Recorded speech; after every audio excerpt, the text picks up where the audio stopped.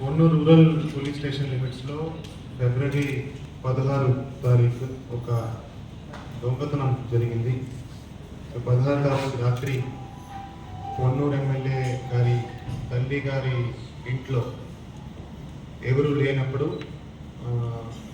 ఇల్లు లాక్డౌన్ ఉన్నప్పుడు ఒక దొంగతనం జరిగింది. హౌస్ బ్రేకింగ్ చేసి లోపల బీరువా బ్రేక్ చేసి అక్కడ నుంచి 42 సావరన్స్ గోల్డ్, 10 కేజీ సిల్వర్, 1 లక్ష క్యాష్ దొంగతనం చేయడం జరిగింది. దాని మీద పొన్నూరు రూరల్ పిఎస్లో క్రైమ్ నెంబర్ 26/2026 కింద కేసు నమోదు చేసి ఇన్వెస్టిగేషన్ సిఐ పొన్నూరు రూరల్ దీంట్లో టేకప్ చేయడం జరిగింది. సో ఈ కేసును ఒక సవాల్గా తీసుకొని ఇన్వెస్టిగేషన్ చేయడం జరిగింది. సో అన్ని యాంగిల్స్ నుంచి ఇన్వెస్టిగేషన్ చేశాను. Finger prints, CDR, tower dump analysis, అన్ని రకాల టెక్నికల్ ఇన్వెస్టిగేషన్ చేస్తూ ఈ కేసును ఈరోజు ఛేదించడం జరిగింది. సో ఈ కేసులో 5 ముద్దాయిలని ఐడెంటిఫై చేసి వాళ్ళని ఈరోజు అరెస్ట్ చేయడం జరిగింది. ఈ 5 ముద్దాయిలలో దగ్గర నుంచి 100% రికవరీ, ఏదైతే 42 సావరన్స్ గోల్డ్, అదేవిధంగా 10.5 కేజీ సిల్వర్, 1 లక్ష క్యాష్ మొత్తం కూడా 100% రికవరీ కూడా చేయడం జరిగింది.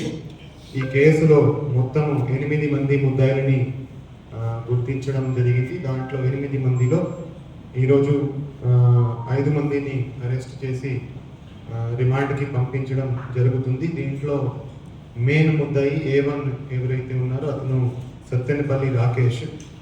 అతను పదపాడు విలేజ్, ఏలూరు డిస్ట్రిక్ట్ సంబంధించిన అతను ఒక హెబిచువల్ ప్రాపర్టీ అఫెండర్. అతను 5 ఫిబ్రవరి జైలు నుంచి బయటకి రావడం జరిగింది.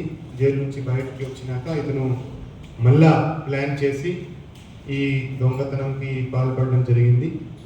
అదేవిధంగా A2 కొక్కిలిగడ్డ ఆశీర్వాదం. అతను ఈ కొత్తపట్నం ప్రకాశం జిల్లా సంబంధించిన అతను ఈ ఆశీర్వాదం అనే అతను ఈ ఇల్లుది రెక్కీ చేయడం జరిగింది. సో అతను ఆ రోజు ఏ రోజు దొంగతనం జరిగిందో ఆ రోజు మార్నింగ్ వచ్చి ఇల్లు రెక్కీ చేసి ఐడెంటిఫై చేసి వెళ్ళడం జరిగింది. దాని తర్వాత అతను చెప్పే బట్టి వీళ్ళంతా వచ్చి ఇక్కడ దొంగతనం చేయడం జరిగింది. సో దీంట్లో A3 జల్లి డయన్ కుమార్ అలియాస్ ఆశీష్, అతను కూడా ఏలూరుకి సంబంధించిన ముద్దాయి. అతని మీద ఇంతకుముందు కూడా 2 కేసులు ఉన్నాయి. ఈ ఆశీష్ అండ్ రాకేష్ ఇద్దరు ఒక బండిలో వచ్చి ఈ దొంగతనం చేయడం జరిగింది. ఆ బండి కూడా వాళ్ళు చిరాల లిమిట్స్లో, చిరాల టౌన్లో ఆ రోజు రాత్రి దొంగతనం చేసిన బండిలో ఇక్కడికి వచ్చి ఈ ఆశీర్వాదం అని అతను చెప్పిన చోటకి వచ్చి ఈ ఇల్లులో దొంగతనం చేయడం జరిగింది. వాళ్ళు రెక్కీలో ఏం చూస్తారంటే ఏదైతే మంచి పెద్ద ఇల్లు, మంచి రోడ్ మీద లాక్డ్ హౌస్ ఏదైతే ఉందో అది ఐడెంటిఫై చేసి వాళ్ళు దొంగతనాలు చేస్తూ ఉంటారు. సో ఇంతకు ముందు ఎవరైతే సత్యనపల్లి రాకేష్ ఉన్నాడో అతని మీద అన్ని కేసులు 35 కేసులు ఉన్నాయి. అతని మీద ఏలూరు డిస్ట్రిక్ట్లోనే ఉన్నాయి. ఇది ఫస్ట్ టైం బయట వచ్చి అఫెన్స్ చేయడం అన్నది ఫస్ట్ టైం. సో వీళ్ళు ఈ ఆశీర్వాదం ఎవరైతే కొత్తపట్నం ఉన్నాడో కొత్తపట్నం అతనితో ఉన్న పరిచయం మీద వీళ్ళు అక్కడికి వస్తారు, కొత్తపట్నంకి వస్తారు. కొత్తపట్నంకి వచ్చి ఒక ఈత మొక్కల్లో ఒక అఫెన్స్ చేస్తారు. ఈత మొక్కల్లో ఒక దొంగతనం చేస్తారు. ఆ దొంగతనం చేసినాక మళ్ళా వాళ్ళు బీచ్కి వెళ్తారు. చిరాల బీచ్కి, సూర్యలంక బీచ్కి వెళ్తారు.